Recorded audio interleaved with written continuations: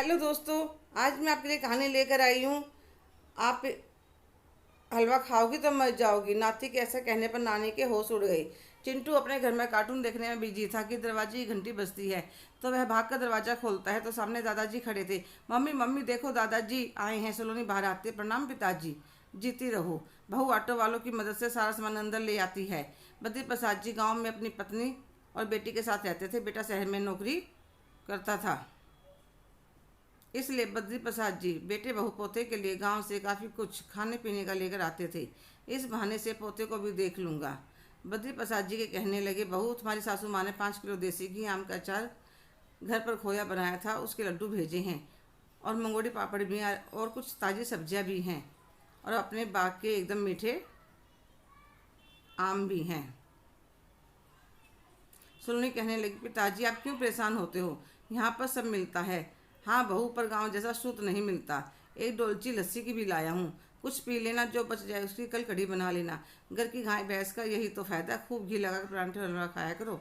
अगले महीने फिर ले आऊँगा। सलोनी कुछ देर में ससुर जी के लिए खाने की थाली लगा देती है।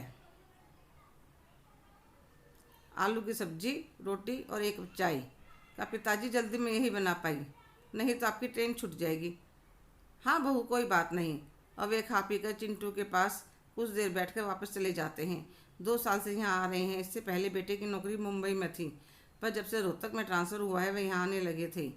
रोहतक से गांव 2-2.5 घंटे की दूरी पर था। ट्रेन से आने जाने में फिर ऑटो लेकर आना 3 से 4 घंटे लग जाते थे। बेटा तो एक बार ही मिल पाया था, उसका काम ही इस तरह का था। पर बहू ने कभी नहीं कहा, पिताजी आप थक गए होंगे, कल चले जाना। कभी मम्मी या छुटकी को भी ले आए कीजिए, या सास ससुर के लिए कोई साड़ी सूट आज तक भेजो। फिर भी मती जी कहती, कोई बात नहीं, इस बहाने पोते से मिल लाते हो। अपने ससुर के जाने के बाद सलोनी अपने बेटे चिंटू के लिए खूब सारा ड्राई फ्रूट डालकर मूंग की दाल का हलवा लेकर आती है। तो चिंटू खाते हुए कहता है, मम्मी आपने दादाजी को क्यों नहीं दिया हलवा? एक बार तो सलोनी चिंटू की बात सुनकर चौंक जाती है। फिर कहने लगी, वह बेटा दादाजी की उम्र हो चली है ना, बूढ़ों को इतना हैवी खाना नहीं देना चाहिए। उनकी जान को खतरा हो सकता है, उनका बीपी शुगर बढ़ सकते हैं। चिंटू अपनी मम्मी के गले लग जाता है। मम्मी आप कितनी अच्छी हो, दादाजी का कितना ध्यान रखते हो। चलो जल्दी से अपना हलवा फिनिश करो, नानी आने वाली है। सच मम्मा? हाँ बेटा। वह जल्दी जल्दी खा लेता है। थोड़ी देर बाद ही उसकी नानी आ जाती है। चिंटू बहुत खुश होता है। सलोनी अपनी माँ के लिए चाय नाश्ता लगाती है। चाय पीते हुए कोने में ढेर सारा सामान देखती है तो कहने लगी, सलोनी इतना सामान, खाने पीने की चीज़ें ऐसे क्यों रख रखी हैं? हाँ मम्मी, अभी रसोई में रखूँगी। थोड़ी देर पहले पापा जी आए थे, वह देकर गए। बड़ी किस्मत वाली हो जो ऐसे सास ससुर मिले। पहले घर में तुम्हारी सासू माँ कितनी मेहनत से बनाती है, फिर तुम्हारे ससुर जी बेचारे इतना वजन लेकर आते हैं। थोड़ी देर बाद सलोनी अपनी माँ के लिए खाना लगाती है। चिंटू भी वहीं आकर बैठ जाता है। कुछ देर बाद उसकी नज़र नानी की थाली में जाती है तो वह हलवे की कटोरी निकालकर अलग रख देता है। तो सलोनी एकदम से चिल्लाती है, तमीज़ नहीं है? अभी तो खिलाया था, अगर और खाना था तो किचन में से ले लेता, नानी की थाली से क्यों लिया? तो नानी बड़े प्यार से चिंटू को अपने पास बुलाती है। आजा मेरा राजा बेटा, तुम्हें तो मैं अपने हाथों से खिलाऊंगी। नानी मुझे खाना नहीं है, कहीं आप मर ना जाए, मैंने इसलिए निकाला था। चिंटू बेटा, आपको किसने कहा कि हलवा खाने से मर जाते हैं? मम्मी ने सलोनी का चेहरा एकदम से पीला पड़ जाता। मम्मी को कुछ बता ना दे चिंटू।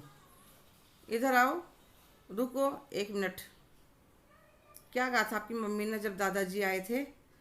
मैंने मम्मी से पूछा था आपने दादाजी को हलवा क्यों नहीं दिया, तो वह कहने लगी, बड़ों को इतना हैवी खाना नहीं देना चाहिए, उनकी जान को खतरा हो जाता है, इसलिए मैंने आपकी प्लेट से हलवा निकाला था। कोई बात नहीं बेटा, आप कार्टून देखो। अपने कमरे में चिंटू चला जाता है।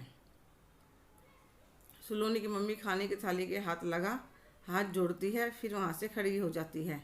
सलोनी कहने लगी, मम्मी आप खाना बीच में छोड़कर क्यों उठ गई? अब मुझसे नहीं खाया जाएगा, और हलवा तो बिल्कुल कड़वा हो गया है मेरे लिए। मम्मी सुनो तो सही। क्या सुनो बिटिया, इतनी घटिया सोच तुम लाई कहाँ से? मेरी परवरिश तो ऐसी नहीं थी। अरे तुम लोगों को क्या पता जानवरों के साथ कितनी मेहनत करनी पड़ती है, तब जाके दूध दही घी इकट्ठा होता है। बेचारी तुम्हारी सासू माँ पूरा महीना मेहनत करके इतना सामान बनाती है, घर का घी बनाती है, तुम्हारे ससुर जी यहाँ तक देने आते हैं। अरे तुम्हारा तो अपनी सासू माँ नंद के लिए भी यहाँ का कुछ कभी कुछ भेजने का फर्ज था। आज तक खाने पीने का सामान, कपड़े वगैरह कभी कुछ भेजा है? भेजने का फर्ज बनता है, पर तुम तो आए हुए को भी एक कटोरी हलवा नहीं खिला सकती, तो तुमसे क्या उम्मीद करूं? सलोनी, मैं तुम्हारी माँ हूँ, तुम्हें हमेशा सही सलाह दूंगी। बड़ों के आशीर्वाद दुआओं में बड़ी ताकत होती है। मम्मी, मैं कसम खाकर कहती हूँ ज़िंदगी में आगे से ऐसी गलती कभी नहीं करूँगी। पर अब खाना बीच में आप छोड़कर मत जाइए। बेटी, अब तो मैं तेरे घर का खाना समधी जी के साथ ही खाऊंगी और चली जाती है। हेलो दोस्तों, कैसे हो आप सभी? आपको क्या लगता है, सलोनी की मम्मी का फैसला सही था? कमेंट करके ज़रूर बताइएगा। अगर आप मेरे चैनल पर नए हैं तो लाइक, शेयर, सब्सक्राइब करना ना भूलें। धन्यवाद।